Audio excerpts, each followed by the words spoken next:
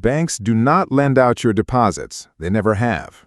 This video breaks down what actually happens to the money you put in a bank and where the money in your account really came from in the first place. The answer is not the one taught in most economics classes, and the world's biggest central banks have quietly admitted it in writing. Stay to the end, because the last part explains what your bank account legally is. Most people find out only when it is too late to matter. Start with the version almost everyone believes. What makes it interesting is not that it is wrong, it is that it stopped being legally possible in the United States years ago, and almost nobody noticed. The story goes like this. You deposit $100. The bank keeps $10 in the vault and lends $90 to someone else. That person deposits the $90 somewhere. That bank keeps $9 and lends $81. Round and round it goes. The $10 sitting in the vault is called the reserve requirement, and it supposedly controls the whole system. This has a name. It is called the money multiplier, and it appears in textbooks all over the world. Here is the problem. On March 15, 2020, the Federal Reserve announced it was cutting the reserve requirement to 0%, not to 5%, not to 1%, 0. In its own words, that action eliminated reserve requirements for all depository institutions. That was more than 6 years ago. It is still 0 today. The United Kingdom went further and got rid of compulsory reserve requirements decades ago. So think about what that means. If banks lend out a fixed share of your deposits and the required share is now 0, the entire system should have collapsed into chaos. Banks should have lent out infinite money. They didn't. Lending barely moved. Which means the reserve requirement was never the thing controlling bank lending. Something else was. And to understand what, you have to look at what a bank actually does the moment it makes a loan. Picture a person walking into a bank and getting approved for a $300,000 mortgage. Where does that $300,000 come from?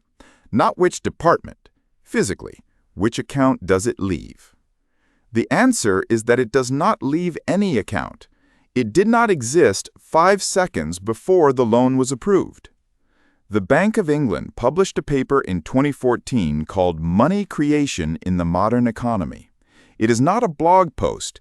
It is an official quarterly bulletin from a central bank. In it, the bank states plainly that banks do not act simply as intermediaries, lending out deposits that savers place with them, and that they do not multiply up central bank money into new loans. Their summary line is 4 words long. Loans create deposits. Here is the mechanic. The bank types $300,000 into the borrower's account. At the same instant, it writes down a $300,000 loan as something the borrower owes. 2 new numbers appear on the bank's books at the same moment, one on each side. The bank's balance sheet gets bigger. Nothing moved from anywhere.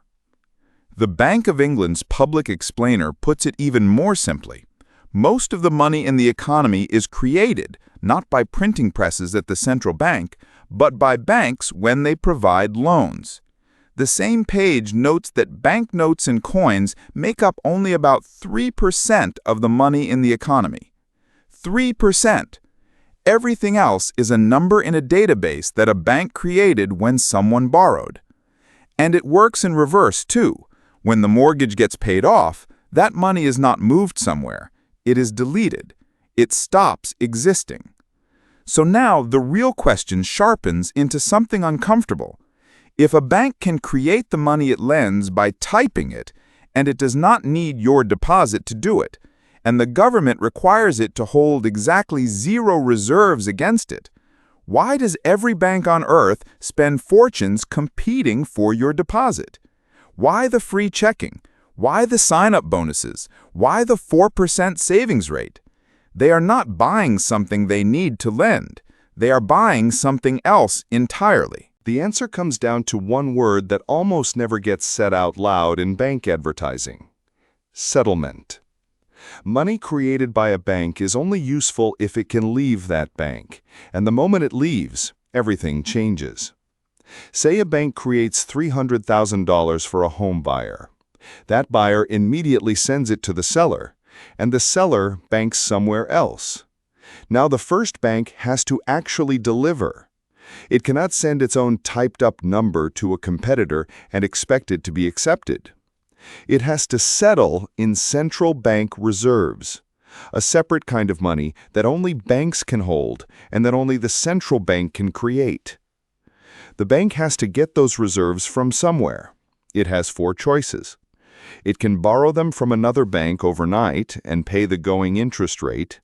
It can borrow from the central bank, which is more expensive and looks bad.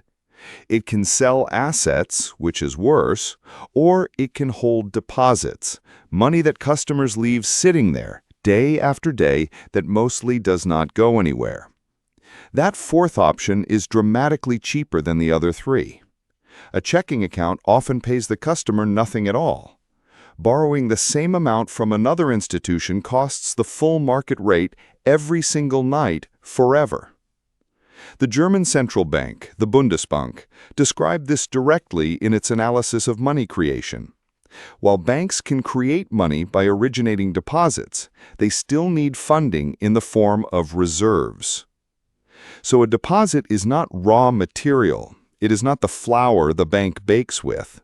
A deposit is the cheapest loan a bank will ever receive. You are the lender.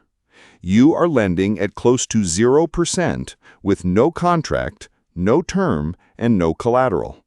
And the bank turns around and lends it 6 or 12 or 24%. That is the business. That gap is the entire business.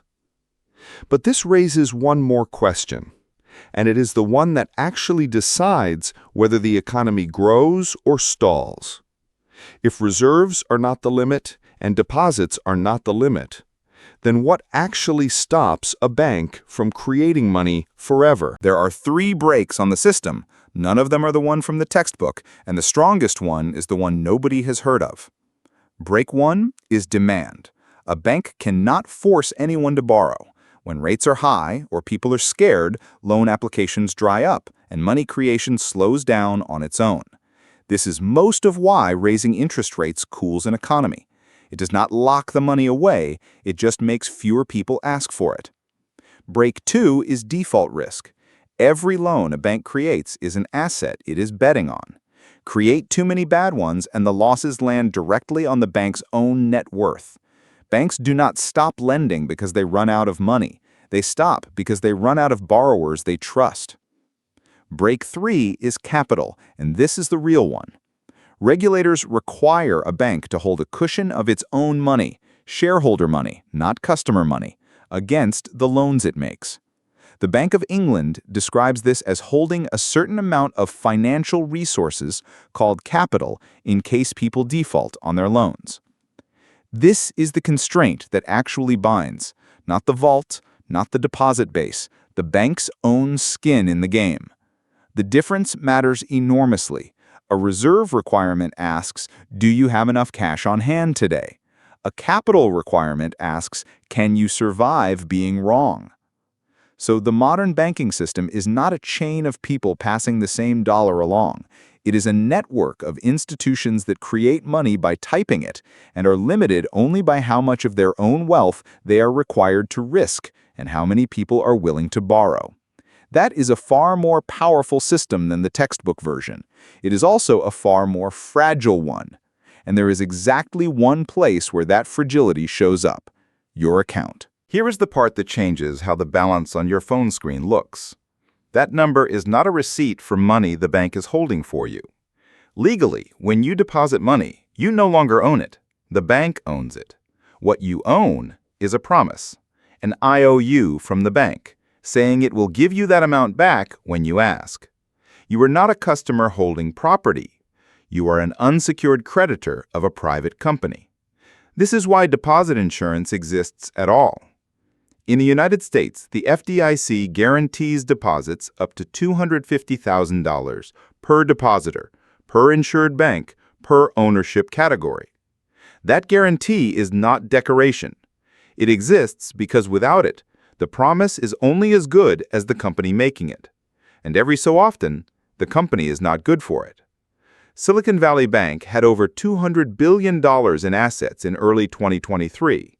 It failed in about 48 hours. Not because the money was stolen, because too many depositors asked for their promise to be honored at the same time, and the bank had to sell long-dated assets at a loss to keep up. Which brings the whole thing back around to the number from earlier. Only about 3% of the money in the economy exists as physical cash. The other 97% is promises. So the system works on one condition, and only one. Not enough people ask at once. That is not a flaw someone forgot to fix. That is the design. It is why deposit insurance exists at all. In the United States, the FDIC guarantees deposits up to $250,000 per depositor, per insured bank, per ownership category. That guarantee is not decoration. It exists because without it, the promise is only as good as the company making it. And every so often, the company is not good for it. Silicon Valley Bank had over $200 billion in assets in early 2023.